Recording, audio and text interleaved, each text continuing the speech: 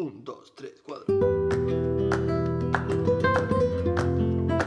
Moi, en fait, c'est quelque chose que je n'avais jamais imaginé dans ma vie. Je ne savais même pas que ça existait. Et là, réellement, pour moi, il y a une porte qui s'est ouverte. Un truc que je savais même pas qu'il y avait une porte et il y avait quelque chose derrière. C'est comme, je sais pas moi, quand on découvre une saveur et qu'on n'a jamais goûté cette saveur et qu'on adore et qu'on a envie d'y goûter encore plus, c'est la même chose. Et vraiment, j'ai eu un déclic dans ma tête où je me suis dit, oh waouh.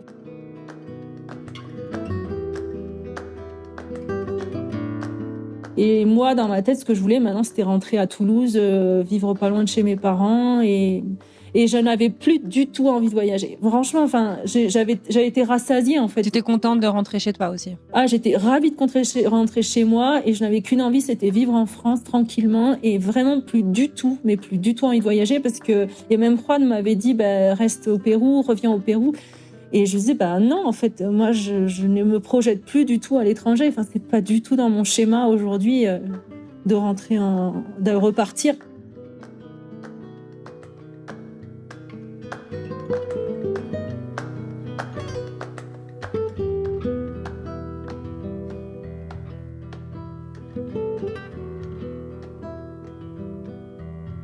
À bientôt. Vous déménagez ? Mes vêtements, Emballés. mes bouquins, Empaquetés. La vie est dure, mais elle est belle. Attention au départ. Cette route mène bien quelque part. Alors, on y va. J'irai, madame, jusqu'au bout du monde.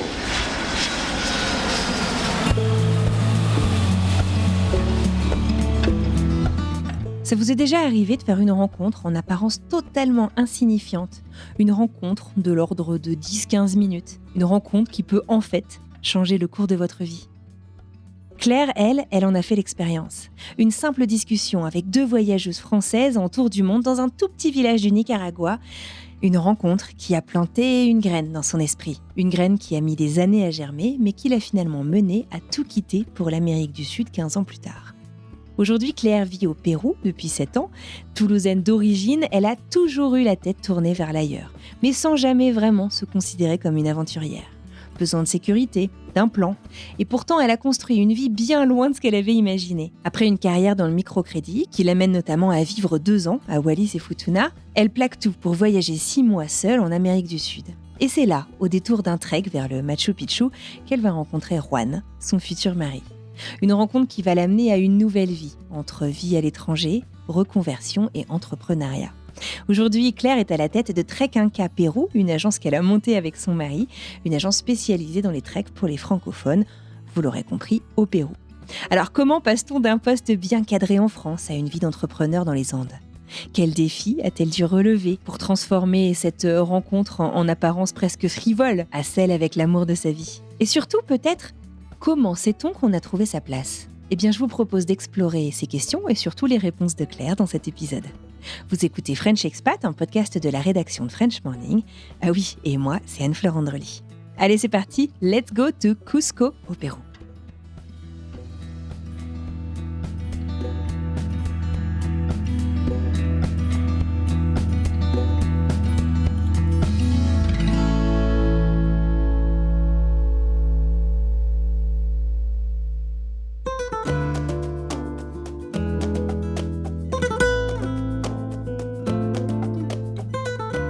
Donc, bonjour à tous, moi je m'appelle Claire, je suis toulousaine et j'habite à Cusco au Pérou depuis 7 ans maintenant, où j'ai créé une agence de tourisme francophone et solidaire qui s'appelle Trek Inca Pérou, qui propose des treks, des randonnées, des circuits à tous ceux qui souhaitent découvrir le sud du Pérou au plus proche de ses habitants. Trop bien. Écoute, bienvenue dans le podcast et merci beaucoup pour cette petite présentation. Tu vis depuis 7 ans au Pérou, mais ton histoire d'amour avec l'Amérique du Sud, elle remonte à il y a un peu plus que ça. Est-ce que tu veux me raconter comment et quand est-ce que tu as découvert justement cette culture, ce continent ? Je pense que j'ai eu vraiment un vrai coup de foudre pour l'Amérique du Sud il y a 25 ans, à mes 20 ans, où j'ai eu l'opportunité de faire un stage étudiant au Nicaragua. C'était en l'an 2000 exactement. Alors, pour ceux qui ne situent pas complètement bien la géographie de l'Amérique du Sud. Alors, Nicaragua, c'est en Amérique centrale. C'est ça, hein, c'est plus près du Mexique. Exactement. Ok. Et c'est vrai que depuis petite, ce qui me faisait rêver un petit peu, c'était de travailler dans l'humanitaire. Ça faisait partie des projets qui me parlaient beaucoup. Et bien évidemment qu'à 20 ans, on ne sait pas forcément trop comment prendre les choses. Et je m'étais dit que faire un séjour dans le cadre d'un projet étudiant, ça pouvait être une belle expérience pour me poser les bonnes questions ensuite. Est-ce que j'avais envie ou pas de continuer dans cette voie-là? Et du coup, je suis partie 2 mois, juillet-août, en l'an 2000, avec 2 autres jeunes filles. Ouais. Des copines à toi? Pas du tout, on s'est connus une fois là-bas.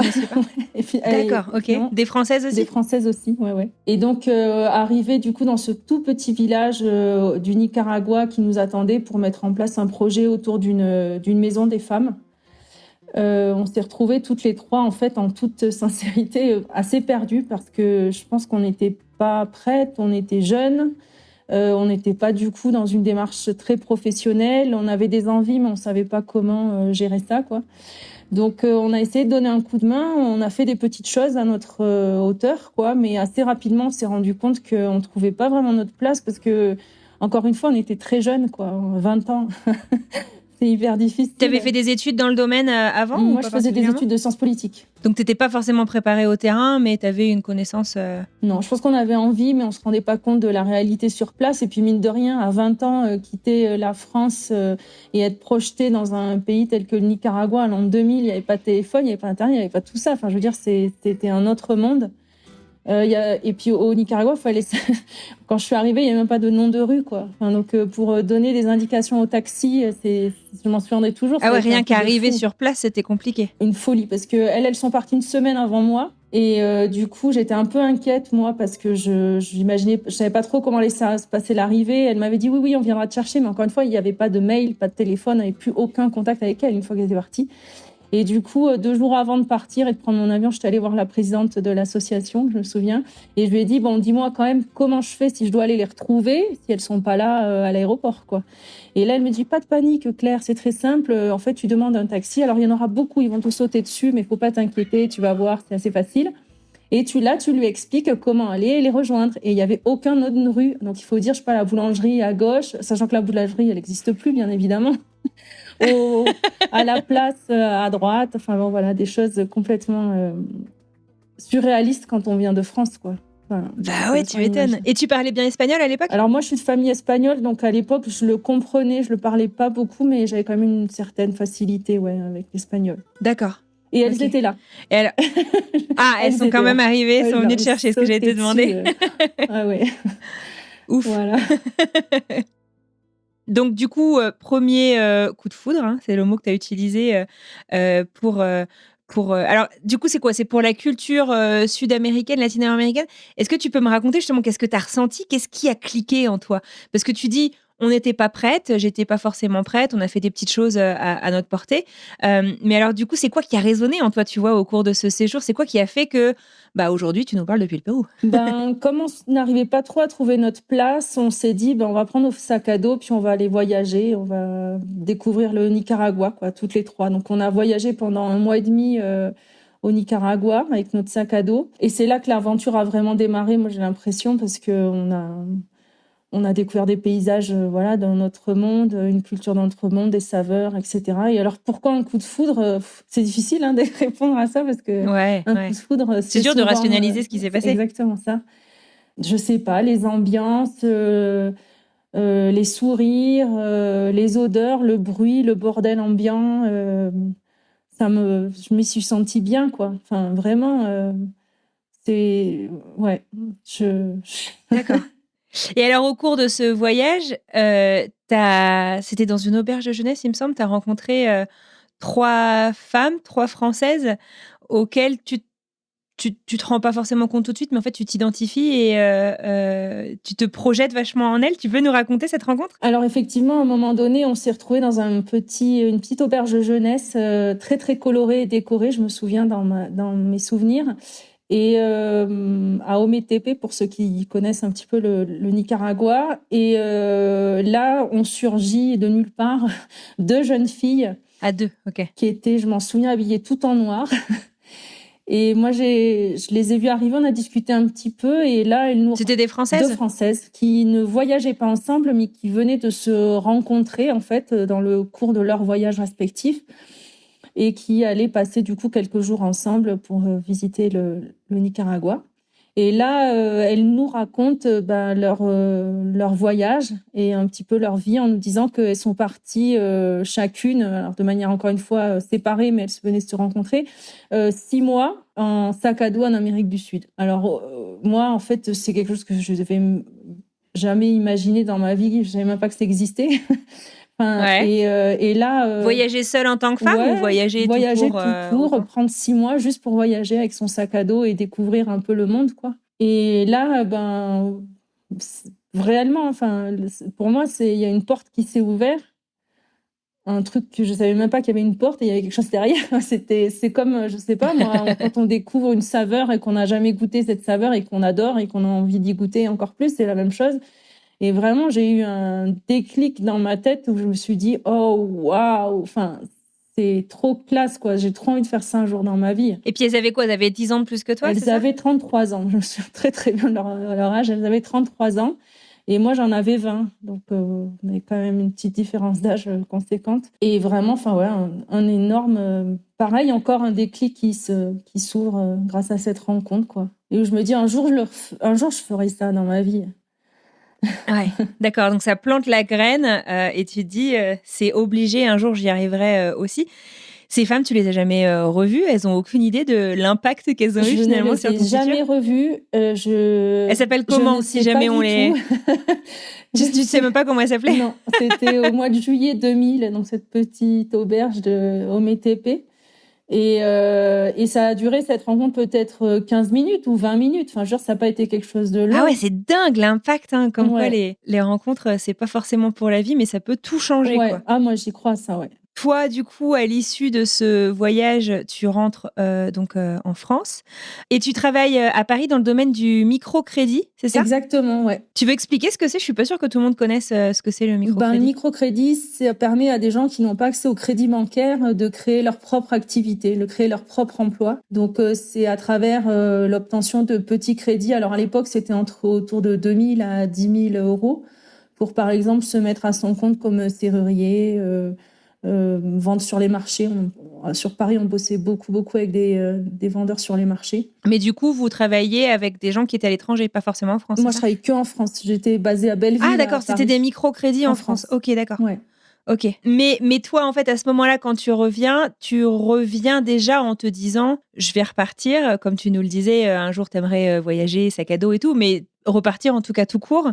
Et t'annonces, en fait, c'est ça un peu à tes employeurs que tu aimerais voir autre chose ? Comment est-ce que ça se goupille tout ça ? Alors, ça a pris beaucoup de temps parce que après, j'ai commencé ma vie professionnelle et forcément, on n'a pas forcément beaucoup de moyens pour pouvoir repartir. Et en toute sincérité, je ne savais pas comment prendre en fait ce voyage et cette envie d'ailleurs.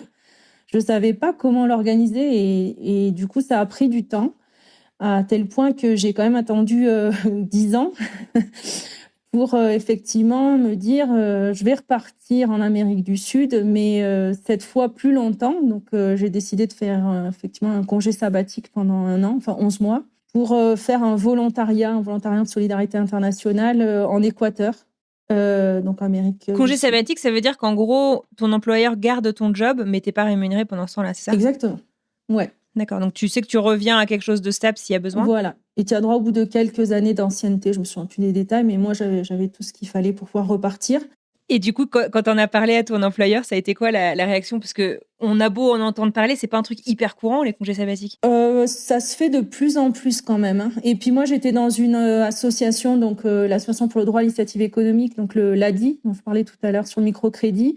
Et c'était quand même beaucoup de jeunes qui bossaient là-dedans. On travaille beaucoup sur les questions d'interculturalité. Enfin, tu vois, c'est quand même des gens très ouverts au monde. Carrément. Enfin, ça n'a pas été quelque chose. Et puis on l'a organisé tranquillement. J'étais content pour toi. Et puis je suis partie sur un projet aussi de microcrédit. Donc du coup, c'était aussi formateur quelque part pour moi. Ah ok, c'était quoi alors ton projet de En fait, c'était pour mettre en place une caisse de microcrédit dans une petite tout petit village de la côte équatorienne qui s'appelait Pajang, tout petit village, où une ONG nord-américaine qui s'appelait EFER à l'époque avait organisé tout un programme d'agroécologie. Et en fait, pour pouvoir développer leur programme d'agroécologie, le microcrédit était intéressant à mettre en place aussi pour les paysans. En fait, ça leur permettait d'acheter des produits pour développer du matériel. D'accord. Du matériel, ouais, pas mal. Ok. Donc du coup, je partais quand même sur un secteur aussi professionnalisant pour moi, une expérience professionnelle. Ouais. Ça allait être une expérience. Et donc du coup, en fait, tu étais accompagnée par ces ONG pour organiser ton départ en Équateur. Ouais. Oui, c'était. Alors, je me souviens plus du tout du nom de l'asso française, mais c'était une association française en fait spécialisée justement sur le microcrédit, les programmes de microcrédit dans le monde, et qui cherchait des volontaires à envoyer du coup à l'international. Ok. Et alors, vas-y, raconte-nous, quand tu arrives sur place, comment ça se passe? Quelles sont tes premières impressions? Comment se passent ces 11 mois? Et pareil, quelque chose de complètement fou parce que là, je me suis retrouvée dans un tout petit village, mais vraiment tout petit village où la première fois qu'ils avaient vu des étrangers, c'était avec l'ancienne volontaire que j'ai remplacée.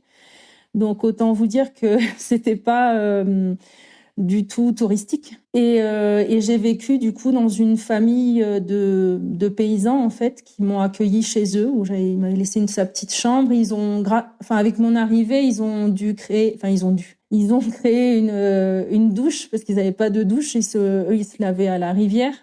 Et l'ancienne volontaire leur avait dit, ce serait bien que pour la prochaine volontaire, quand même, vous prévoyez au moins un petit coin de douche. C'est quelque chose qui sera apprécié. Donc, j'ai été accueillie comme une reine, en fait, parce que j'avais des conditions. Alors, c'était des conditions très, très simples, mais pour eux, ils avaient vraiment fait le maximum pour m'accueillir dans les meilleures conditions. Et c'était au rythme, du coup, de la vie des champs. Je passais mon temps sur les chemins, aller rencontrer les agriculteurs, faire le point avec eux un petit peu sur les besoins qu'ils avaient, et surtout finalement ça s'est beaucoup tourné finalement sur la commercialisation de leurs produits dans le cadre de leur marché qui avait lieu tous les dimanches matins. Donc voilà, c'était essayer de valoriser les produits de l'agroécologie auprès de leur clientèle, quoi. Et comment est-ce que, à titre, perso, comment est-ce que tu t'intègres aussi sur place? Parce que c'est le genre de mission où j'imagine que la frontière entre le pro et le perso est assez floue. Il n'y en a pas, ouais. Ouais, il n'y en a pas du tout. Ça s'est hyper bien passé. Après, c'est vrai que mes parents sont venus me voir peut-être 6 mois après que je sois arrivée, et ils ont été étonnés parce que j'étais à l'aise partout, tout le temps, quoi. Enfin, je mangeais comme eux. Je m'étais vraiment mis à leur rythme, quoi. Après, j'avais quand même une chance énorme, c'est que je me suis très, très, très bien entendue avec ma responsable, qui, elle, était à Quito, à la capitale. Enfin, bien entendu, et en plus, c'était vraiment une femme extraordinaire, comme il y en a comme on en rencontre peu dans la vie. Enfin, vraiment quelqu'un d'extraordinaire, adorable, gentille, bienveillante, toujours disponible. Voilà. Enfin, elle a vraiment tout fait pour que ça se passe super bien. Et elle a vu que moi, ça se passait bien, mais que j'avais, mine de rien, c'est quand même pas facile, quoi, de vivre dans un petit village H24 sur un mode de vie qui est vraiment tellement éloigné du nôtre que c'est pas évident quand même. Et donc, elle me proposait quand même très régulièrement d'aller participer à des projets ou à des réunions un petit peu partout en Équateur. Et l'Équateur, c'est tout petit. Donc, en une nuit de bus, je pouvais être au nord de l'Équateur, quoi. Donc, quasiment 2 fois par mois, elle m'envoyait sur des réunions un petit peu partout en Équateur. Et ça m'a permis de tenir le coup parce que, voilà, quand on n'est pas de ce milieu-là, je pense que, en tout cas pour moi, c'était nécessaire d'avoir quand même des petits moments où je retrouvais un peu une vie qui me ressemblait un petit peu plus, quoi. Voilà, aller boire un verre dans un bar avec une amie ou des choses comme ça, ou retrouver un peu son rythme. Une douche aussi plus classique, etc. Et du coup, j'ai pu visiter tout l'Équateur grâce à elle, et rencontrer plein de gens, participer à plein de projets qui se montaient à droite, à gauche, rencontrer d'autres volontaires. Et ça m'a permis, effectivement, je pense, de vivre correctement cette expérience d'immersion profonde. Et alors, du coup, la fin des 11 mois approche. Tu rentres dans quel état d'esprit? Comment se passent les au revoir J'ai tellement pleuré, Enfin, je me revois, mais j'ai tellement pleuré. C'était très dur de partir. Et ça se passe d'autant plus difficilement que 2-3 jours avant de partir, donc les RH de l'association où je bossais m'ont contacté. Entre-temps, le RH avait changé, donc du coup, malheureusement, la donne avait changé pour moi aussi. Et du coup, ce nouveau RH qui ne me connaissait pas du tout me propose un poste. Oui, toi, tu demandes à quitter Paris. Voilà. Et il te propose un poste hors de Paris, à Évry. Voilà, moi je leur ai dit, moi je peux aller où vous voulez, envoyez-moi à Lille, à Dunkerque, à Brest. Je précise que je suis toulousaine, hein. Mais j'étais prête à aller à Strasbourg, Nancy, Mulhouse, j'en sais rien. Mais juste pas revenir en région parisienne. Et en fait, ils me proposent Évry. Donc pour ceux qui connaissent pas, Évry, c'est en région parisienne. Alors j'ai des super collègues à Évry, je les connaissais et vraiment c'est encore des gens que j'aime beaucoup et que je continue à voir. Mais c'est juste que personnellement, je voulais bouger de la région parisienne. Et il me dit, c'est à prendre ou à laisser de manière hyper sèche. Donc j'ai encore plus pleuré et je suis rentrée parce qu'il fallait bosser. Enfin, j'avais pas le choix, bien évidemment, que j'ai pris le poste à Évry. J'ai retrouvé mes collègues et mes amis. Mais bien évidemment que dans ma tête, du coup, je me suis dit, je vais chercher autre chose, quoi. Enfin, c'était évident. Mais d'autant plus après une expérience aussi forte humainement, c'est difficile de se replonger exactement dans sa vie d'avant, je trouve. De revenir sur ses pas, en fait, un peu d'une certaine manière. Parce que t'as changé, t'as évolué, donc je pense que c'est nécessaire d'aller ailleurs, en fait. Mais bon, c'est comme ça. Non, et la chance que j'ai eue, c'est que, alors je sais plus, l'assistant RH, je crois que c'était son titre, lui me connaissait très très très bien. Et je pense qu'il s'est dit, soit on lui propose un poste à l'autre bout du monde et elle reste, on l'envoie péter très très très loin et elle reste, soit elle s'en va, quoi. Et c'est effectivement ça que j'avais en tête. Et du coup, il m'a appelé en me disant, on a un poste à te proposer, c'est pour partir dans quelques mois. Et c'est pour partir du coup à Wallis et Futuna. Un contrat de 2 ans à Wallis et Futuna, qui se trouve dans le Pacifique Sud. Ça se trouve entre la Calédonie et Tahiti. Et c'est entouré de 3 îles, les Fidji, les Tonga et les Samoa, pour vous donner une petite idée des paysages qui m'attendaient. Dingue. Et alors, c'est quoi ta réaction à ce moment-là ? C'est pas l'Amérique latine, mais c'est repartir. Mais c'est repartir, et dans ma tête, je voulais repartir de toute façon. Donc, je me suis un peu renseignée quand même. J'ai passé plusieurs entretiens parce que c'était quand même c'était pas donné d'avance, mais bon, j'avais quand même il y avait de bonnes raisons pour qu'ils me choisissent aussi. Et puis j'ai dit oui. Et donc voilà, je suis repartie la même année. Je suis repartie vivre 2 ans à Wallis et Futuna pour monter du coup une agence de microcrédit à Wallis et à Futuna. En fait, c'était un territoire qui n'était pas couvert par l'ADI, donc par l'association où je travaillais, quoi, l'Association pour le droit à l'initiative économique. Et du coup, l'idée, c'était de créer une agence de microcrédit à Wallis et à Futuna. Donc, il y avait tout à faire. Et incroyable. C'est quoi la vie sur place à Wallis et Futuna ? Alors, Wallis, c'est une toute petite île, 15 km de haut et 5 km de large, quelques milliers d'habitants. Il y a plus de cochons que d'habitants sur l'île. Et c'est des paysages grandioses parce qu'il y a toute une barrière de corail en fait qui entoure Wallis, ce qui n'est pas le cas de Futuna, qui est beaucoup plus en prise au vent et à la mer, quoi, qui peut être un peu plus violente. Mais Wallis, par contre, c'est que des paysages paradisiaques de Polynésie, quoi. Et l'accueil sur place, la mentalité, comment ça se passe ? Alors là, c'était une expérience qui avait strictement rien à voir avec ce que j'avais vécu en Équateur, puisque là, j'ai quand même été beaucoup plus... Alors, j'avais eu cette chance inimaginable de faire un travail qui était au contact des populations wallisiennes et futuniennes. Donc moi, par rapport à beaucoup d'autres sur l'île, j'étais tout le temps en contact avec des Wallisiens et des Futuniens, puisque je passais mon temps au bord de la plage avec des pêcheurs pour faire des microcrédits pour qu'ils puissent acheter un bateau, ou à des artisanes pour qu'elles puissent acheter le matériel pour pouvoir travailler, etc. Mais après, par contre, ce que j'ai découvert là-bas, c'est aussi les expatriés que je connaissais pas du tout, parce que c'est un monde quand même un petit peu à part de gens, parce que ça appartient à la France, Wallis et Futuna. Donc du coup, il y avait des expats, comme on les appelle. Et c'est quoi que tu entends par expat ? Parce qu'en quoi c'était différent de toi, du coup ? Je l'étais aussi, sauf que moi, quand je fais la comparaison avec mon expérience en Équateur, j'étais toute seule. J'étais vraiment toute seule, perdue dans mon petit monde. Mais là, voilà, j'ai découvert ce monde-là que je connaissais pas du tout, avec voilà, des infirmiers, des profs, des gens qui travaillaient pour l'administration française, voilà, qui vivaient là-bas. Alors pareil, c'est la plupart, enfin, sont très très peu ceux qui restent, parce qu'à Wallis et Futuna, il n'y a pas de propriété privée, on peut pas acheter de terres. Toutes les terres appartiennent au roi, parce que c'est une royauté. Il y a un roi à Wallis et 2 rois à Futuna qui travaillent avec le préfet, main dans la main avec le préfet. Mais du coup, c'est compliqué pour les métropolitains de s'installer vraiment, parce que ils peuvent pas acheter, quoi. Donc souvent, c'est des gens qui vont rester 2 ans, 4 ans, qui vont renouveler peut-être 1 ou 2 fois leur contrat, mais s'installer vraiment, c'est compliqué. Et puis c'est très très loin. Enfin, pour aller depuis Toulouse jusqu'à Wallis et Futuna, c'est 5 avions quand même. 5 avions aller, 5 avions retour. Et combien de temps tu mets pour On va 24 heures. Parce que c'était Toulouse, Paris, Tokyo,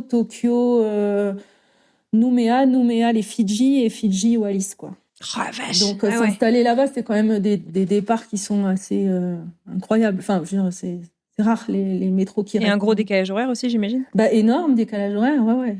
Incroyable. T'as combien d'heures? Alors, je me souviens plus exactement, mais je suis encore en relation avec quelques-uns qui vivent encore là-bas. Je le ressens souvent pour le Nouvel An.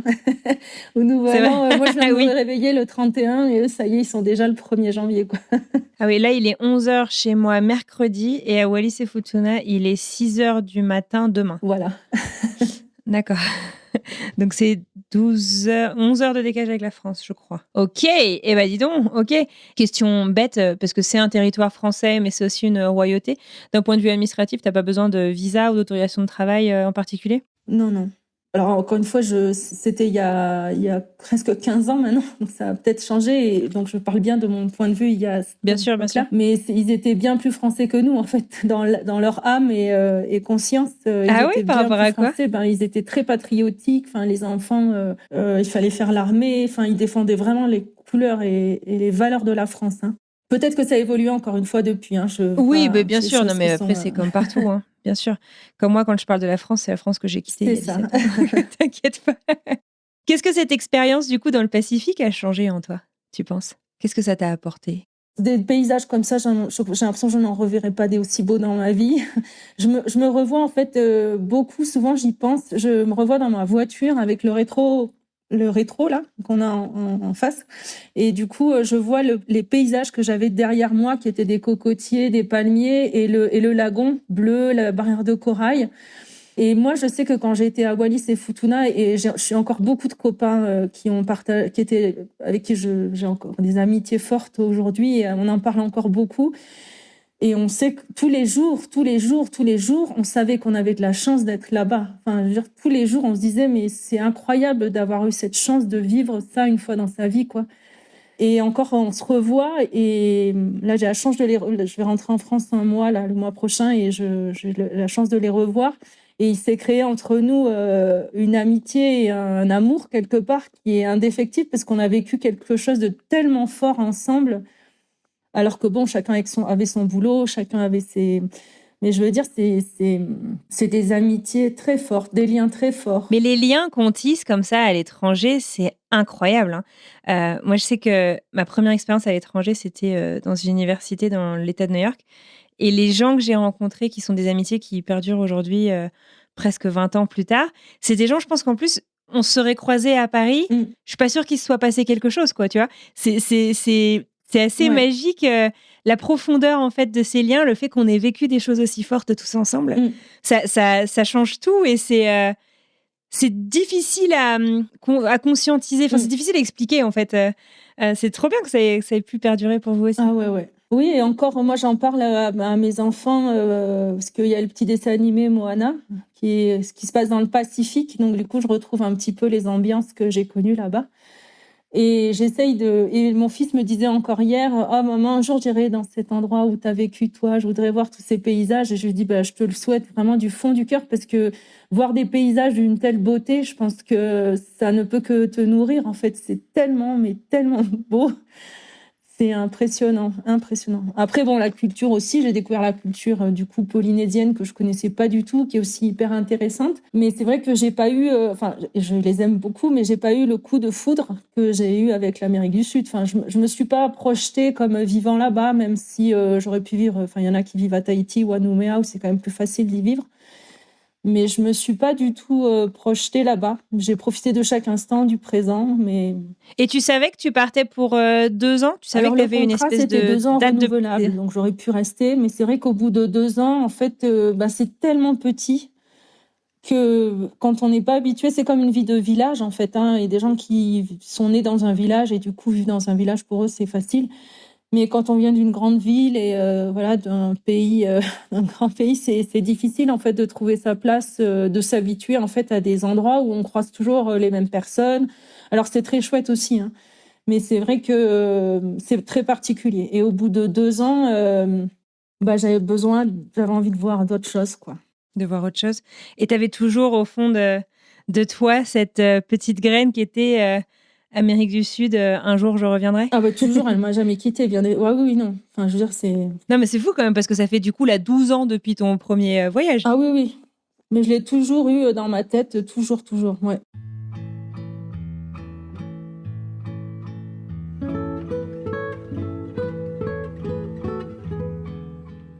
Tu rentres en France, tu ressens tout de suite l'envie de repartir et tu pars faire le tour d'Amérique du Sud que ces Françaises avaient fait? Alors en fait, je l'ai préparé parce que quand j'étais à Wallis et Futuna, j'ai eu la chance du coup d'avoir un salaire un peu plus important que quand j'habitais en France.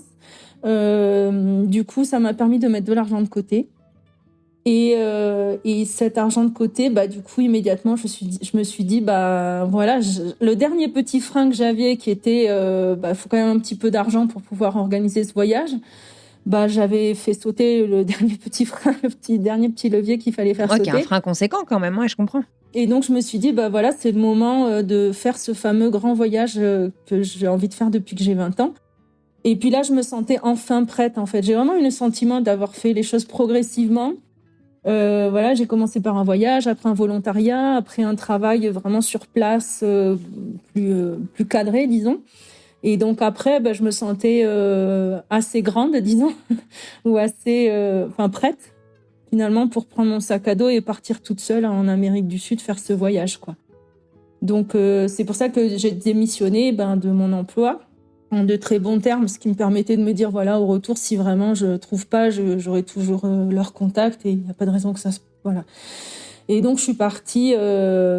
Donc, t'es même pas repassée par la Case France aussi ? Si, je suis passée parce que j'ai fait plein de petits sauts de puce quand même en repartant de Wallis et Futuna. J'ai pu voyager Je suis allée à Mayotte, à La Réunion, je suis rentrée en France, changer mon sac à dos. Et je suis repartie, du coup, le 1er décembre 2011 pour Rio. D'accord, génial. Et comment est-ce que tu l'avais préparé ? Donc, je comprends que tu avais pu mettre de l'argent de côté, mais c'était quoi ton objectif ? C'était de faire un tour ? Est-ce que tu avais, des villes cibles, des pays cibles, des saisons cibles aussi ? Parce que peut-être qu'il y a des saisons qui t'intéressent plus que d'autres dans certains coins du continent. Comment tu t'es organisée ? Alors, j'ai pas du tout fait gaffe aux saisons, mais tout s'est bien passé. Ouais, c'est essentiel. J'avais un billet aller du coup le 1er décembre pour Rio et mon retour était prévu 6 mois plus tard depuis Medellín en Colombie. Donc j'avais 6 mois pour me promener en Amérique du Sud. J'avais rien réservé si ce n'est dans ma tête. Je sais que je voulais voir les grands endroits mythiques de l'Amérique du Sud, bien sûr. Des choses comme ça. Voilà, par exemple. Mais j'avais rien en tête. Enfin, franchement, tu te laissais porter par les événements aussi. Ouais, vraiment. Et par contre, oui, j'avais envie de donner un peu une couleur à ce voyage et surtout un fil rouge parce que voyager pour voyager, en fait, c'était pas forcément mon truc. Mais j'avais toujours je bossais dans le microcrédit, c'est quand même un thème qui m'intéressait beaucoup à cette époque-là. Et du coup, j'avais quand même pris contact avec des structures de microcrédit en Amérique du Sud, une par pays, et avec qui je m'étais engagée à venir voir un petit peu leur façon de travailler, leur technique, et passer 1 à 2 jours d'immersion dans chaque structure. Donc, j'avais un contact c'est sympa, ça, pour rencontrer en Argentine. les locaux aussi. Ouais, et puis sortir un peu des sentiers, sentiers battus touristiques. Donc j'ai rencontré une structure de microcrédit par pays et à chaque fois j'ai passé 2 jours avec chaque structure en gros.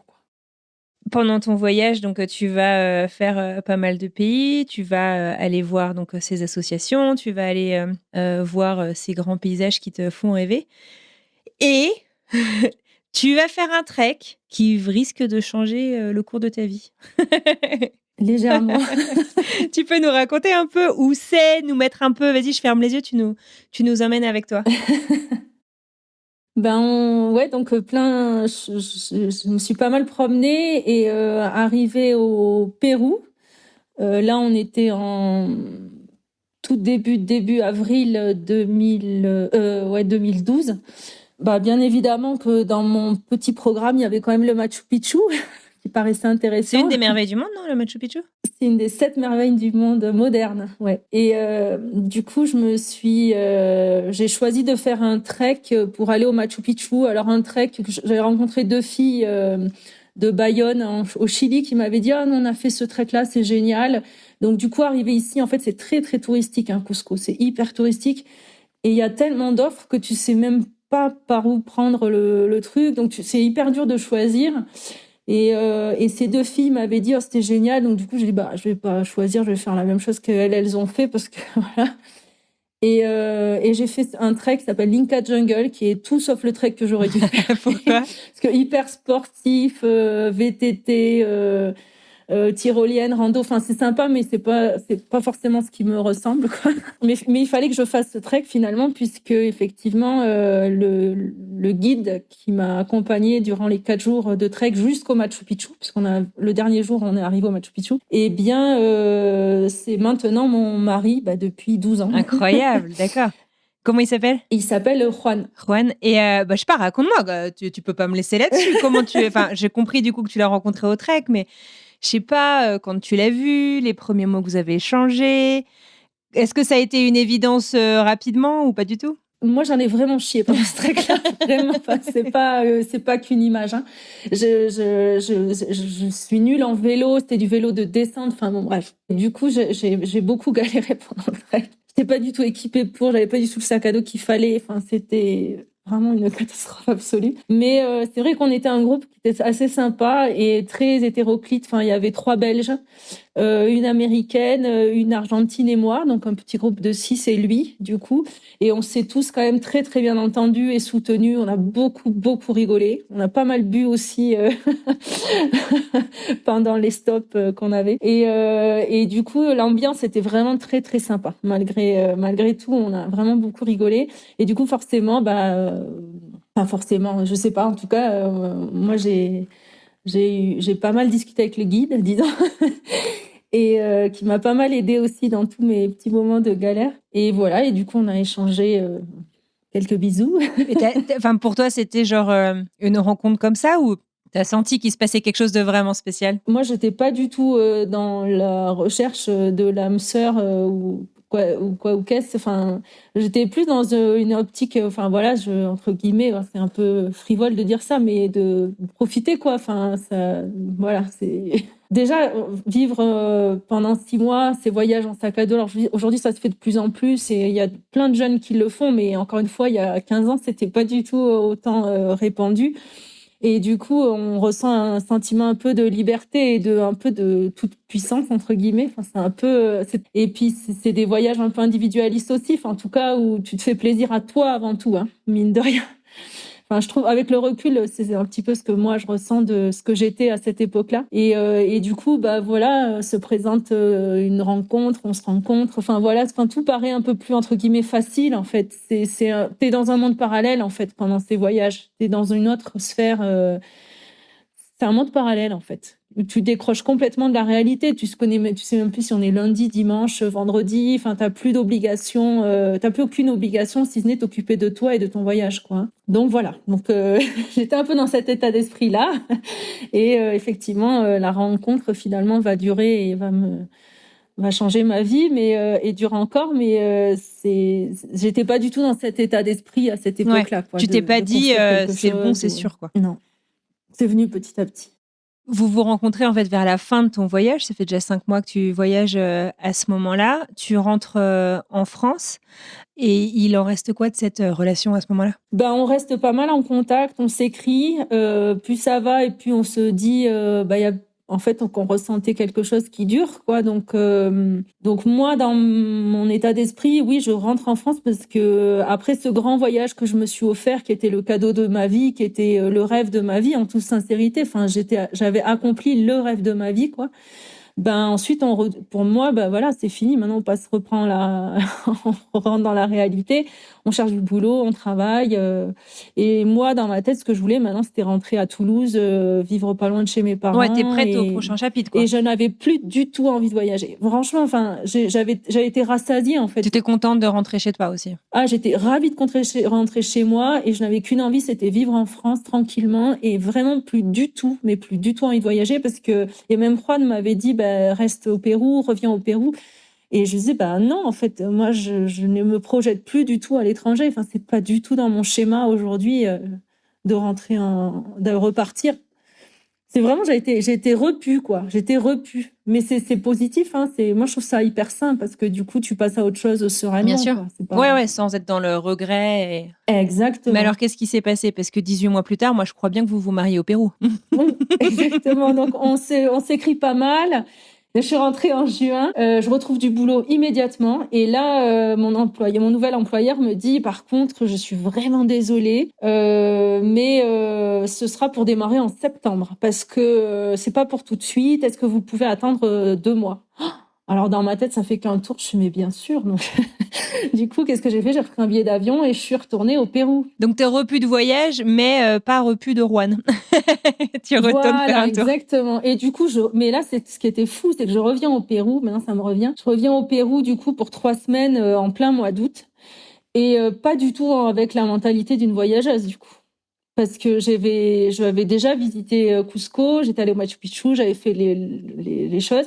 Et puis surtout, avec plus du tout le même budget, et plus du tout les mêmes envies, et plus du tout les mêmes attentes, et plus du tout la même mentalité. Et puis surtout qu'on avait envie d'être ensemble. Donc du coup, on s'était pris un petit hôtel, mais un truc pas du tout dans le centre, pas du tout le style d'hôtel dans lesquels j'aurais moi été en tant que touriste. Et du coup, j'ai découvert le Pérou, mais de manière beaucoup plus authentique, en fait, locale, et donc avec une vision de Cusco qui était pas du tout celle que j'avais quittée à l'époque. Quelques semaines plus tôt, finalement. C'est un peu touriste, quoi. Ouais. Et donc, oui, on passe du coup 3 semaines chouettes, où je découvre encore une fois un peu plus la culture et la vraie vie, en fait, sans les paillettes. Et je rentre démarrer mon emploi. Ça y est, c'est parti, là, pour le coup. On est au mois de septembre et je démarre, du coup, mon nouvel emploi. Et là, vous vous quittez en vous disant on continue à distance ou...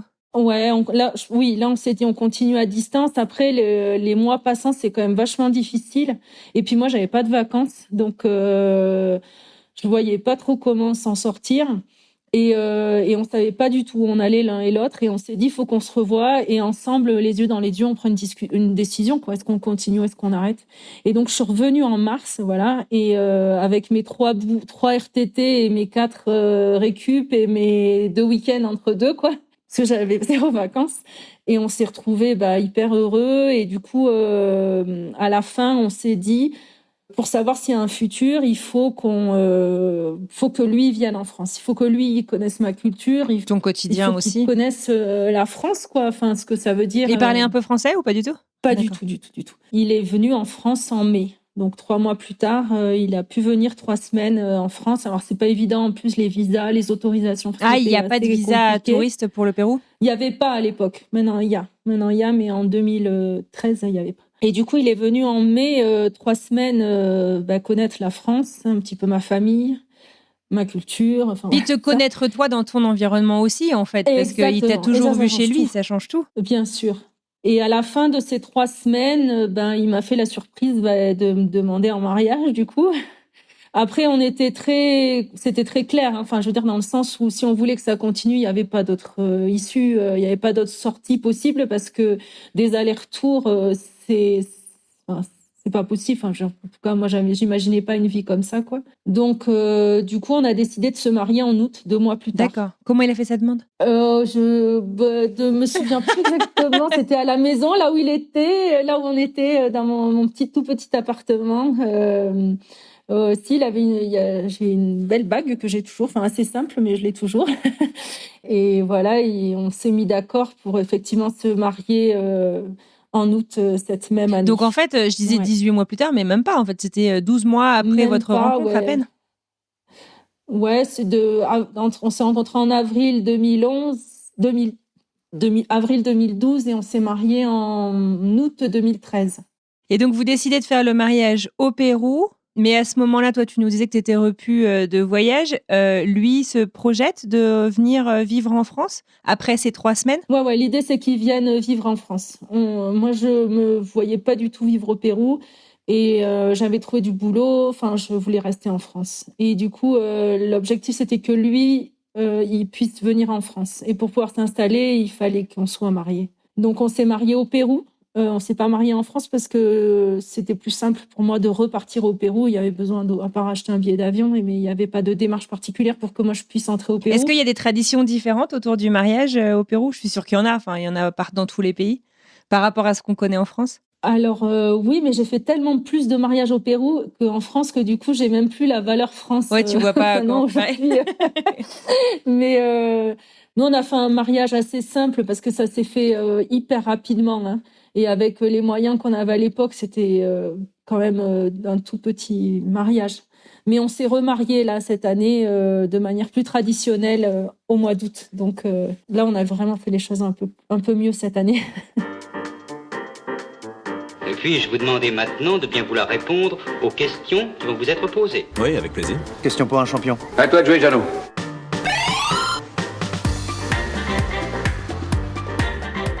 Avant que nous parlions de ces 4 années passées en France, puis c'est pas un spoiler parce que tu nous as dit que tu nous parlais du Pérou, nous allons faire une petite pause culturelle, Claire. Des fire questions, tu sais ce que c'est? Absolument pas. C'est pas un piège, t'inquiète pas. En gros, je vais te poser une question et tu me réponds le premier truc qui te vient à l'esprit. T'as pas besoin de réfléchir 15 ans. Première question, donc on est bien entendu sur le thème du Pérou. Un endroit du Pérou que tout le monde devrait voir autre que le Machu Picchu. Je dirais Palcoyo. C'est quoi? Raconte. C'est une montagne arc-en-ciel. Arc-en-ciel?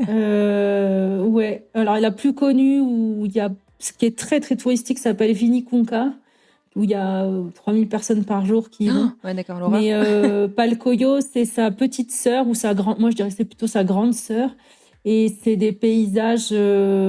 On est sur la Lune, en fait. C'est à 5000 mètres d'altitude. Et c'est des paysages qu'on connaît pas, nous, en tout cas en France. Et c'est magnifique. Enfin, je veux dire, c'est grandiose. Ouais. Trop bien. Deuxième question. Un plat péruvien incontournable. Ah ben, le cochon d'Inde. Le cochon d'Inde? Écoute, tu me l'approches. Vous mangez du cochon d'Inde? Le plat national des Andes. Ok, ça se cuisine comment? Avec quoi? Alors, ça dépend des régions, mais là où j'habite, moi, dans la région de Cusco, ils le cuisent au four. Ça marine dans des herbes et tout ça quelques heures avant. Et après, ils le cuisent au four et ça se mange avec des pommes de terre. D'accord.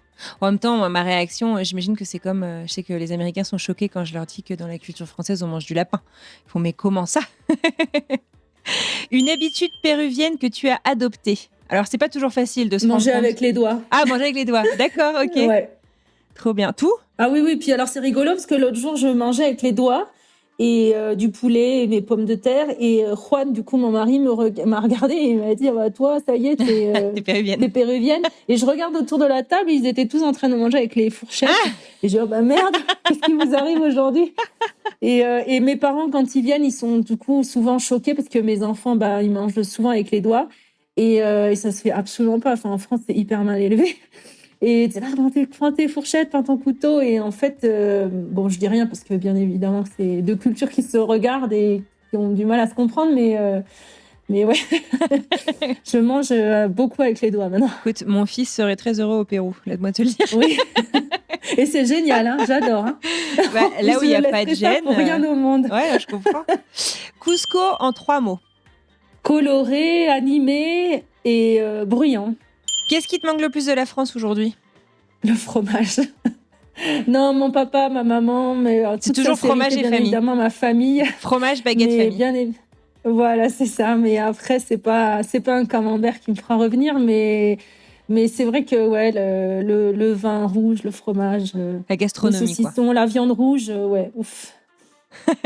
Qu'est-ce que tu ne comprends pas, ou pas encore, on va dire, dans la culture locale là où tu vis ? Oh, beaucoup de choses, énormément de choses. T'as un décodeur quand même avec ton mari qui t'explique pas mal de choses ? Ouais, mais il y a plein de fois où, par exemple, tout d'un coup, je sais pas, je vais m'énerver hyper fort.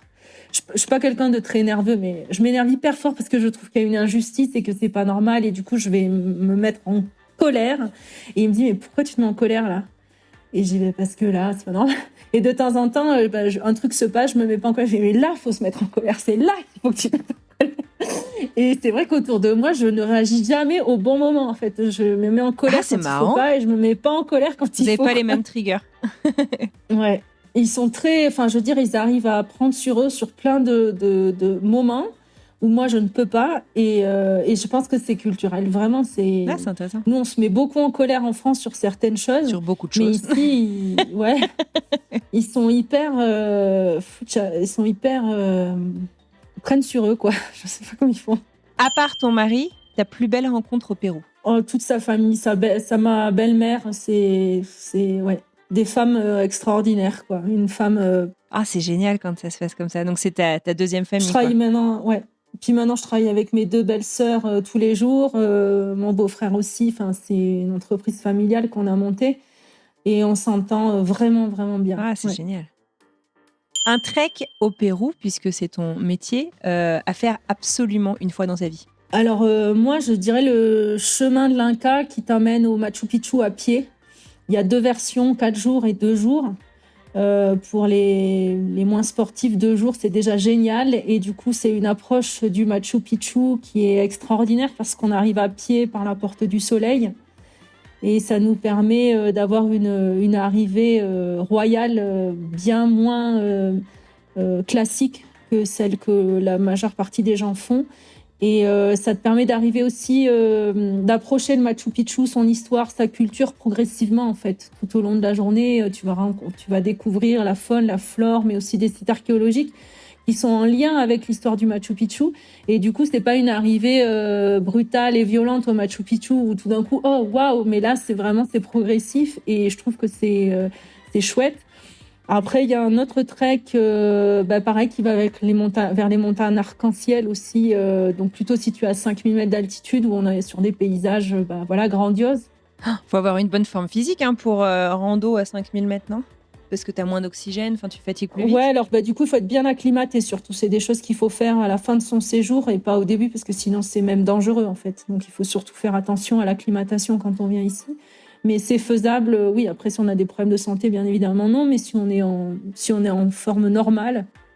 Je vois dans le Colorado, tu vois, on n'est pas aussi haut. La ville de Denver est à 1600 mètres, donc c'est pas très très haut, mais c'est quand même en altitude. Puis après, en fait, tu montes dans les montagnes. Et dès que tu fais des randos l'été, au printemps et tout, tu vois les gens avec leurs bouteilles d'oxygène.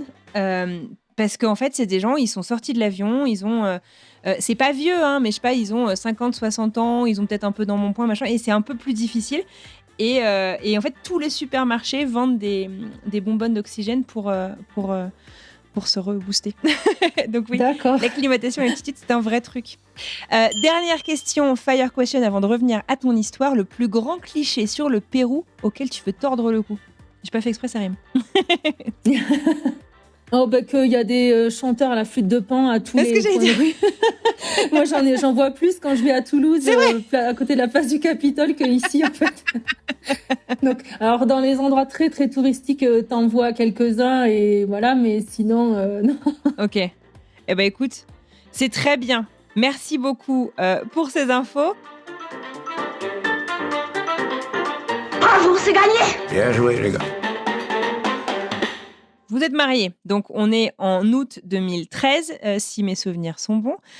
Vous venez de vous marier et donc lui, il fait sa demande de visa pour pouvoir venir vivre avec toi en France. Le plan, c'est quoi à ce moment-là? Puis comment, je sais pas, se passe parce que en fait, vous connaissez pas depuis très longtemps. Maintenant, vous allez vivre ensemble, construire une vie ensemble. Enfin, je veux dire, c'est pas forcément la même chose que de se voir à la cool. Comment est-ce que ça se passe, ces premiers instants? C'est là où on va découvrir qu'on avait 2 plans différents. Moi, j'avais un plan très clair qui était en gros, ben voilà, on va travailler, essayer d'acheter une maison. Alors, j'aime pas trop les chiens, donc du coup, j'intègre pas le chien dans le plan, mais c'est pour donner une idée, quoi, et puis attendre tranquillement la retraite, quoi, pour vivre. Et voilà, et rester salarié, surtout, bien évidemment. Moi, je viens d'une famille pas du tout d'entrepreneurs, enfin, donc du coup, voilà, j'ai aucun modèle d'entrepreneuriat autour de moi, à part un cousin, mais sinon, à part ça, non. Et du coup, ce cousin fait partie de ceux qui sont assez bizarres dans ma famille. Donc moi, je suis vraiment dans le plan, voilà, on travaille, chacun son emploi, et puis on prend des vacances, voilà, en l'été, et on attend la retraite. C'est horrible dit comme ça. Ça fait moyen rêver, mais pourquoi pas? Mais c'est vraiment ce que j'avais en tête. D'accord. Et lui? Eh bien, pas du tout. Pas du tout. Et du coup, lui, il arrive en France. Alors, il est hyper travailleur. Donc, du coup, il a trouvé assez rapidement des petits boulots. Mais malheureusement, on n'a jamais réussi à trouver un vrai boulot stable. Mais par contre, il a toujours bossé. Il a fait tous les métiers possibles et inimaginables qu'on puisse avoir en France. Il a dit non à aucun boulot. Vraiment, moi, j'ai un respect pour ça qui est extraordinaire. Donc il a bossé, mais voilà, jamais dans des choses qui l'ont intéressé en tout cas, et il a jamais trouvé. Son diplôme de guide de tourisme n'était pas reconnu. Par contre, ça lui a permis d'avoir un niveau d'études. Il était reconnu quand même en France comme un BTS, ce qui est quand même génial, parce qu'il a pu reprendre des études de guide et accompagnateur touristique en France. Mais ça doit pas être évident sans parler le français, de reprendre ses études. Non, alors après, il a appris le français à la force. Hein. Il s'y est mis rapidement et efficacement. Enfin, il fallait que ça... Ça demande de sacrée persévérance. En France, il n'y a pas de choix. Ouais. Hein. Ils sont intraitables. Hein. Enfin, les employeurs, il fallait que ça aille très vite et il fallait parler français. Donc, il a appris le français assez rapidement. Et puis, en bossant, de toute façon, c'est vrai que ça aide... Et puis, il m'a rapidement fait part de ses projets à lui, qui était effectivement de créer une agence de tourisme, bien évidemment tournée vers le Pérou, avec cette idée de repartir du coup pour créer l'agence ici. Repartir pour créer l'agence ici, comment ça? Repartir au Pérou et créer son agence au Pérou. Ah oui, là-bas. Ensemble. Du coup, pas ici, ok. Là-bas. Alors moi, ça m'a effrayée pas mal parce que c'était tellement éloigné de mes plans que je voyais pas du tout comment intégrer cet élément dans ma vie. Donc ça a été source aussi de pas mal de discussions. Et il s'est mis rapidement au boulot, alors tout en bossant à côté, comme je disais, dans tout plein de petits métiers, mais pour commencer à rédiger les treks, les circuits qu'on pourrait vendre. Ouais, d'accord. Enfin, voilà, action, pour lui, réaction, c'était quoi. sûr, Ouais. ça allait de faire. Ah oui, bah maintenant, c'est vraiment... Et du coup, il s'y est mis, et puis il me donnait les textes à traduire, que j'ai traduit du coup avec l'aide de ma tante, avec qui j'ai passé de très nombreux après-midi à plancher pour traduire les textes correctement de l'espagnol au français, en y croyant très peu, moi personnellement, parce que vraiment, je me projetais pas du tout dans ce plan-là. Tu le faisais un peu pour pas le vexer, et en même temps, ma tante... Ouais, exactement. Mais t'as tout compris. Et en même temps, ma tante me disait que ça a l'air beau, Claire, que ça a l'air chouette, c'est bien d'avoir ce projet et tout ça. Et moi, dans ma tête, je me suis regardée, mais je disais, mais si tu savais ce que j'en pense. Mais bon... Et du coup, elle m'a encouragée, en fait. Elle était tellement positive, en fait, que moi, je me disais, mince, elle y croit. Et donc, elle m'a embarquée, elle aussi, quoi, dans son délire, là. Et puis, on a eu des gens qui nous ont contactés parce que du coup, on a créé un site internet. Mais franchement, moi, j'étais tellement loin de ça. Mais j'ai quand même fait tout ce qu'il fallait faire. On a créé un site internet, puis des gens nous ont contactés. Puis il y en a qui ont même payé les treks à l'époque. T'en revenais pas, quoi. C'était, mais what? Incroyable, ça marche. Et puis les gens appelaient et tout. Et puis ils revenaient, ils disaient, c'était génial, c'était super, j'ai adoré. Enfin, voilà. Et du coup, de fil en aiguille, je me suis pris au jeu, quoi. je me suis dit, mais en fait, c'est chouette, ça fait rêver. Enfin, en fait, c'est juste que je trouve qu'en France, on s'autorise pas ces rêves-là, quoi. C'est a priori, ça va pas être possible. Alors, du coup, qu'est-ce que je vais m'embarquer à rêver d'un truc qui est impossible? Tu veux dire quoi, la culture Je vais du me faire risque un mal. peu ou... Ouais, c'est ça. T'avais pas d'exemple d'entrepreneurs non plus trop autour de toi, si? Aucun exemple. Aucun exemple. Et puis autour de moi, des gens qui étaient sécurisés par l'emploi, quoi. L'emploi salarié. Donc si je sors de ça, je fais comment, en fait, quoi. Et voilà. Et de fil en aiguille, je me suis pris au jeu. J'en ai moi-même parlé. J'ai fait des allers-retours Toulouse-Tarbes pour aller rencontrer des gens qui voulaient faire des treks avec nous, alors que je n'avais jamais fait ces treks-là de ma vie. Et j'ai commencé à y croire. Et en parallèle, Juan, du coup, avait repris ses études, effectivement, pour être guide et accompagnateur touristique en France. Et il devait monter un projet, quoi. Et du coup, le projet, bien évidemment, c'était logique. C'était cette agence de tourisme qu'on avait envie de créer au Pérou. Et du coup, j'ai participé, moi, par son intermédiaire à cette formation-là, en toute transparence avec les formateurs. Ils savaient que c'était une histoire de couple et que, moi, je travaillais, donc je pouvais pas aller en cours, mais que du coup, les devoirs on faisait ensemble, qu'on montait le projet ensemble. Et lors de la présentation du projet, on a rencontré sa prof, du coup, qui m'a dit, mais vous attendez quoi, en fait, là? Et j'ai dit, j'en sais pas, j'ai peur, quoi. Elle me dit, mais vous avez peur de quoi? Enfin, vous avez tout. Enfin, tout a été créé, réfléchi, pensé. Vous avez tout le lien avec la France. Et moi, je bossais beaucoup sur tout ce qui est montage de projet. Donc, du coup, j'étais quand même, ça me parlait, quoi. Et lui, il a tous les liens là-bas, quoi, au Pérou. Donc, vous attendez quoi, en fait? Et je dis, j'ai peur. Et quand je suis sortie de cet entretien, moi, je me revois, j'étais dans ma voiture, j'ai enclenché le moteur et je me suis dit, je pars. C'est parti, quoi. C'est bon, je suis prête. Le projet, il a été validé par des gens sérieux, professionnels qui sont du métier du tourisme. Moi, je n'avais aucune formation en tourisme et j'avais absolument besoin d'avoir une validation de professionnels, en fait, pour pouvoir, moi, me projeter de manière sereine sur ça. Et d'autant plus qu'on avait quand même eu, entre-temps, 2 petits garçons qui avaient 3 ans et 1 an et demi. Donc, enfin voilà, et que je suis pas du tout une tête brûlée, que je suis pas quelqu'un, les choses je les prépare, je pars pas sur un coup de tête, quoi. Et du coup, j'ai mis 4 ans, quoi, en fait, petit à petit, à m'approprier le projet, à le construire, à le faire à ma portée, à voir ce que je voulais en faire, ouais, voilà. Et 3 mois après, on était partis, on était dans l'avion.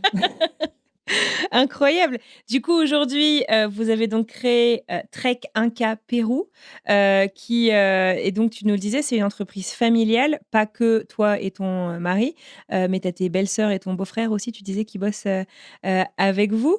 Vous avez une grosse équipe? Alors, on a démarré que tous les deux, quand même, parce que mes belles-sœurs, ça fait, y en a une, ça fait 2 ans qu'elle est avec nous, l'autre, ça fait quelques mois.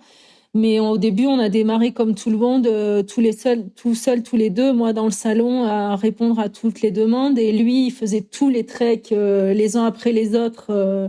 Enfin, ça a été la première année, elle a été assez rude parce que même en termes de rythme, voilà, fallait vie de faire nos famille preuves, aussi, en fait. parce que s'il est tout le temps sur les sentiers, c'est pas évident. Ouais, après on est au Pérou, hein. Et c'est là où tu vois que une fois que t'as la mentalité qui est quand même là.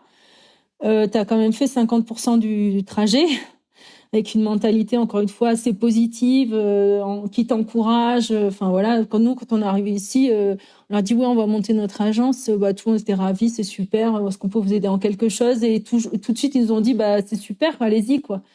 En France, ça aurait pas été le même accueil. Et du coup, votre agence, elle est spécialisée sur les Français qui viennent au Pérou? Ouais, nous, on est vraiment spécialisé sur le public francophone. Donc, on n'a que des guides francophones. Après, on a cette année le projet de s'ouvrir un petit peu plus au milieu anglophone. Donc, on va le faire progressivement tout au cours de cette année-là. Mais pour l'instant, on était vraiment spécialisé sur le public francophone. Ouais. Est-ce que, du coup, la boîte a l'air de bien fonctionner? Vous avez l'air épanoui. Tu dis ça a été... comme toute aventure entrepreneuriale, beaucoup de boulot. Est-ce qu'il y a un moment où, je sais pas, où tu as eu peur que ça fonctionne pas justement, ou tu as regretté ce choix? Jamais. Ou, une fois que tu as pris la décision, tu as toujours été sereine? Franchement, j'ai jamais regretté et je me dis... Enfin, je me suis révélée. En fait, moi, je pensais que vraiment, c'était pas fait pour moi l'entrepreneuriat, alors que j'ai bossé. Quand je bossais dans le microcrédit, j'étais tout le temps aux côtés d'entrepreneurs. Et à chaque fois, je leur dis, mais je sais même pas comment vous faites. Moi, je ferais jamais ça dans ma vie. Hein. Jamais, jamais, jamais. Là, se lancer comme ça, créer son entreprise, c'est de la folie. Et je me revois le dire aux gens, quoi. Mais tout en les admirant, en fait, tout en leur disant, respect, c'est génial ce que vous faites. Mais moi, personnellement, j'en serais jamais capable, quoi. Et en fait, je me suis révélée parce qu'il y a tout à créer et on a une liberté qui est incroyable. Et puis surtout qu'ici, tu as une idée, si tu veux le mettre en place, tu le fais le lendemain. Et tu peux créer tout ce que tu veux. Là, l'année dernière, on a eu l'idée de faire une chasse au trésor dans Cusco. Ça cartonne. Là, on est en saison basse, donc on a moins, mais en saison haute, ça fonctionne bien. Et c'est génial à faire. Et tu rigoles pendant toute une demi-journée avec des gens qui font une chasse au trésor dans la ville. Et ça, c'est parti entre deux discussions avec des volontaires qu'on a accueillis en service civique. Et ouais, tu crois qu'on peut le faire, Claire? Bah oui, vas-y, invente des jeux, crée des jeux, on les teste, on les fait et en avant, quoi. Et pareil, moi, quand je suis arrivée, du coup, j'étais beaucoup sur la partie administrative, trouver du coup des voyageurs, vendre les treks, quoi, parce que quand même, s'il n'y a pas de vente, ça marchera pas. Et je me disais, ce métier de guide, ça me dit bien, mais est-ce que je pourrais pas essayer? Et finalement, tu vois, je me suis dit, tiens, je vais reprendre mes études. Et du coup, j'ai refait 3 ans d'études. Et maintenant, voilà, je suis guide, quoi. Et du coup, quand j'ai envie de faire des visites, parce que c'est mon entreprise aussi, je fais des visites et quand je peux pas, j'en fais pas. Mais enfin, on a une liberté qui est que tu as l'air extraordinaire, quoi. Bah ouais, tu m'étonnes. Ouais. Du coup, aujourd'hui, tu nous disais, vous êtes revenu au Pérou avec 2 enfants, mais maintenant vous en avez 3, c'est ça? Il y en a un petit troisième qui et on est s'arrêtera né là. Hein. au Pérou et c'est fini, d'accord. Ouais. Les 3 enfants sont franco-péruviens et quand on préparait cet épisode, tu me disais, ils se sentent plus péruviens que français. Comment est-ce que tu gères la transmission de la culture française à la maison? Vous avez quand même une boîte du coup qui est franco-péruvienne aussi. Je sais pas comment ça se passe. Alors, ils sont le plus grand, je pense qu'il a un amour pour la France, une France idéalisée, parce qu'on la voit qu'à Noël et tout ça. Donc, je pense que la France qu'il imagine, c'est pas forcément celle-là, mais c'est vrai. Mais les 2 autres, je pense, seraient plus péruviens. La plus petite, elle est vraiment péruvienne. Puis ils connaissent peut-être moins, en fait, aussi le pays, enfin la France. Exactement, ouais. Mais après, on a eu pendant 2 ans, pendant 3 ans, même une maison d'hôtes. Donc, où on a accueilli chez nous, du coup, dans notre maison, des voyageurs. Et on a accueilli, du coup, quasiment à 99% qu'un public francophone, voire français, ou suisse, mais vraiment francophone. Et du coup, on a beaucoup partagé avec des Français. Donc, pour mes enfants, ça a été aussi une richesse que de pouvoir jouer avec des petits-enfants français, en fait. Parce que c'est pas les mêmes délires qu'ils ont entre petits-enfants français et petits-enfants péruviens. Et je trouve que pour eux, ça leur a permis de pouvoir découvrir les 2 cultures et de parler français avec des enfants et de voir que le français, c'est utile pour parler avec maman, mais aussi pour se communiquer, pour jouer avec d'autres petits-enfants, quoi. Donc ça a été un bien pour eux, je trouve, ces 3 ans. Mais maintenant, on l'a plus, la maison, mais ouais. Voilà. Ah, c'est chouette. Et alors, ta petite dernière, du coup, c'est une petite fille. Tu me disais que tu es rentrée en France pour accoucher de cet enfant. Tu peux m'expliquer cette décision, en fait? Moi, j'avais prévu d'accoucher ici. J'avais accepté de ne pas avoir de péridurale. Je m'étais fait une ça se fait pas? Ça se fait pas au Pérou? Non. Et en fait, à la 2e échographie, j'ai eu très peur parce qu'en fait, le médecin, entre guillemets, avait trouvé une anomalie en fait au niveau du bébé, du fœtus. Et du coup, on a essayé de faire une 2e échographie pour avoir un autre avis. Mais quand on a dit qu'on avait déjà fait une échographie avec tel médecin, il nous a dit non, c'est le meilleur de Cusco, c'est impossible. Si lui a dit ça, c'est ça. Donc il voulait même pas en refaire une? Il n'a pas voulu. Donc, du coup, ça nous a conforté dans l'idée que, en fait, il avait raison, qu'il y avait vraiment une anomalie sur le fœtus. Et du coup, on a décidé après avoir revu ce premier médecin-là, que je parte accoucher en France. Dès que je suis arrivée, j'étais déjà à 5 mois de grossesse. Enfin, franchement, fait que je parte. J'étais dans les derniers moments pour pouvoir partir Est-ce que tu reprendre peux, l'avion. par rapport à l'avion, Je crois c'est quoi, c'est 6 mois? Ouais, c'est ça. Ouais, voilà. J'étais vraiment à la limite. Et dès que je suis arrivée en France, j'ai fait une échographie, du coup. Et en fait, il n'y avait rien du tout. Et du coup, je suis restée quand même parce que je me voyais pas repartir. Et t'as accouché toute seule, du coup? Enfin, je veux dire, t'avais ta famille, mais Oui, ouais. ton mari, Ouais. tes enfants. et tout ça. Juan, du coup, il a connu la petite, elle avait 3 mois, quoi. Quand Ah, ouais. je suis. Ah oui, parce Il que m'a le bébé, rejoint pareil, après, peut pas mais- revenir tout de suite. Il y avait ça, ouais. Oui, on a attendu quand même qu'elle ait 2 mois et demi quand on est rentré. D'accord. Eh ben, dis donc, sacrée aventure. Ouais. Elle voulait être toulousaine, comme tout le monde. C'est ça. Comme toutes les femmes de ses la grands famille. Ah oui, frères. comme tous les enfants, Voilà. ouais, c'est ça. Ah oui, du coup, c'est ça, les 3 sont nés là-bas. Ah, c'est marrant. Et voilà. Comment est-ce que tu vois l'avenir aujourd'hui? Du coup, vous avez l'air heureux, épanoui au Pérou? Alors, ouais, moi, je suis bien ici. Enfin, je trouve qu'on a encore plein de choses à faire. On a plein d'idées. Puis c'est vrai que on est tous les deux finalement d'un tempérament assez entreprenant. Donc du coup, on a un terrain de jeu ici qui est illimité, j'ai envie de dire. Sans limite, ouais. Voilà. Donc après, il y a quand même 2 questions ici au Pérou qui se posent, qui sont la santé. Ben voilà, je viens de donner un bon exemple avec mon accouchement. Et l'éducation, dont le niveau est quand même. Alors, il y a de très très bonnes écoles. Hein, attention, c'est pas que, mais elles sont hors de prix, quoi. Enfin, je veux dire, faut vivre comme des super riches pour pouvoir se payer ces écoles-là. Et c'est tellement d'argent. Enfin, c'est indécent, quoi. Surtout quand on a autant 3, d'argent. j'imagine. Et ouais, en plus. Du coup, c'est vrai qu'on n'a pas la qualité d'une école. Alors, je sais qu'en France, blablabla, mais je peux vous assurer que pour connaître le Pérou, on a.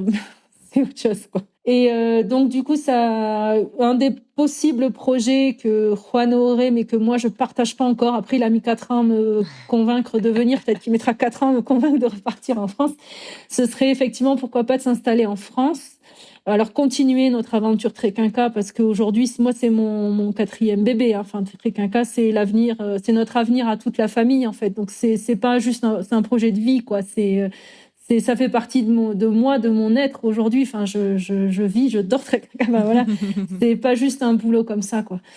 Du coup, ce serait continuer, mais tout en vivant en France. Donc, se faire connaître en France. Il y a tout un travail de partenariat à faire, de rechercher ça peut être des pertinent clients. au niveau commercial aussi. Vraiment. Et puis, et moi, comme j'ai le diplôme, et Juan aussi, on peut accompagner des groupes depuis la France et venir au Pérou, voilà, de manière épisodique, tout en ayant toujours notre travail ici avec une belle équipe ici qui fasse tourner du coup l'agence et que nous on vienne de temps en temps. Alors voilà, ça c'est un possible développement futur, mais ça veut dire qu'on serait pas. Moi je m'imaginerais dans un idéal vivre 6 mois ici et 6 mois là-bas, quoi. Ouais. Enfin, mais c'est pas facile pour la scolarité des je enfants. rêve de ça. 6 mois, quoi.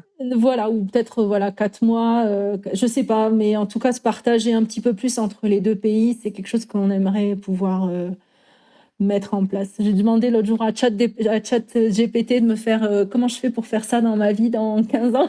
Elle m'a déroulé toute la méthodologie. Ah, trop bien. Non, je rigole, mais c'est a priori le plan, mais bon, ça peut changer. Peut-être que moi, je pense on peut rester ici. Si ça se développe bien, je peux rentrer en France aussi de temps en temps. Je sais pas trop, mais en tout cas, on continue l'aventure, ouais. Pour terminer, écoute, j'ai une question traditionnelle à la fin du podcast. Si tu pouvais revenir en arrière, que ce soit pour te donner un conseil ou une petite tape dans l'épaule, un encouragement, à quel moment est-ce que tu retournerais et tu te dirais quoi ? C'est difficile de répondre parce que je trouve que la vie, elle nous réserve des surprises et les surprises, elles ont une saveur parce que justement, on n'est pas prêt. Elles nous étonnent et elles nous surprennent. Et tous les ans, j'ai une surprise qui m'attend sur le chemin, quoi. Enfin, et si déjà avant on me dit, parce qu'aujourd'hui j'aurais envie de dire, n'aie pas peur, vas-y, quoi. Enfin, c'est chouette ce qui t'attend, mais d'un autre côté, la peur que j'avais à l'époque, elle a été nécessaire pour vivre ce que j'ai vécu, quoi. Et du coup ça a d'autant plus de saveur que j'avais une trouille bleue de partir, quoi. Donc du coup. Enfin, tout a été nécessaire, en fait. Tous les sentiments, toutes les étapes, elles ont été nécessaires pour arriver aujourd'hui à ce qu'on a mis en place. Et donc, franchement, j'ai réfléchi pourtant à cette question, mais je n'arrive pas du tout à y répondre parce que... Mais t'es pas obligé de changer quelque chose, ça peut juste être un petit encouragement ou genre continue comme ça ou aie confiance. Ouais, voilà, c'est ça, vas-y, c'est clair, vas-y. Écoute-toi. Ouais, c'est ça. Et écoute ton mari, exactement. Ouais, c'est ça. Fais confiance, et confiance. Mais c'est nécessaire d'avoir peur et c'est nécessaire de préparer les choses. Enfin, faut pas. Moi, quand on me demande, je dis, moi, je suis pas venue comme ça sur un coup de tête du jour au lendemain. Les choses, elles ont besoin d'être préparées. C'est pas, tiens, je me réveille le matin et je pars, quoi. Parce que et tout le monde n'est pas capable de le faire. Et ce que j'ai fait, pour certains, moi, je me souviens quand je suis revenue de voyage. De mon tour d'Amérique du Sud, j'avais vécu l'expérience de ma vie et je me revois avec mon frère qui me dit et alors et en fait il a raison, oui, mais du coup lui entre-temps il a vécu plein de choses tout aussi belles et qu'on doit aussi valoriser. Le voyage n'est pas une fin en soi. Exactement. Et aujourd'hui c'est vrai qu'il y en a plein qui se lancent là-dedans, mais en fait ils se disent non, en fait c'était pas fait pour moi, quoi, et puis c'est pas grave. Et quelqu'un qui s'achète une maison, c'est génial aussi. Enfin, dire, c'est eux qui s'investit aussi dans un projet qui nous tient à cœur. Et voilà. Enfin, c'est l'important, c'est qu'on se retrouve suivre ses passions, bien là où on est, quoi. Voilà. Mais écoute, c'est une très jolie conclusion. Merci beaucoup, Claire. Ça donne envie, en tout cas, de vous suivre. Est-ce que vous avez, je sais pas, un compte Insta, par exemple, pour suivre les aventures de Trek Inca Pérou? Ah oui, bien sûr. Tu me donneras le lien. Je le mettrai dans la description de cet épisode. Écoute, en tout cas, je te dis encore un grand merci. Et puis, une excellente continuation. Puis du coup, tiens-nous au courant si tu seras en France ou au Pérou dans les prochaines années. Ou un peu les deux, du coup, est-ce que j'ai l'impression. Merci.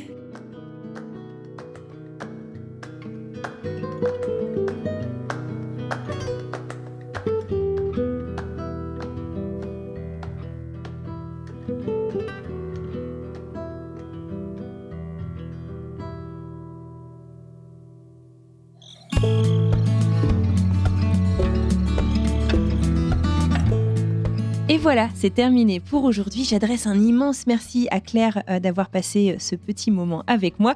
J'ai énormément apprécié. Et puis bien sûr, un grand merci à vous de nous avoir écoutés jusqu'au bout. J'espère que vous aussi, vous avez passé un chouette moment à l'écoute de l'histoire de Claire. Si c'est le cas, n'hésitez pas à en parler autour de vous, à donner 5 étoiles au podcast ou à l'épisode sur Spotify ou Apple Podcast par exemple, à en parler sur les réseaux sociaux, dans la vraie vie. Chacun de vos partages compte énormément, alors merci par avance. Voilà, cette fois-ci, c'est tout pour moi. Pour aujourd'hui, je vous laisse tranquille, je vous souhaite une merveilleuse fin de journée, une très belle fin de semaine et je vous dis donc à mardi pour une nouvelle histoire. À bientôt.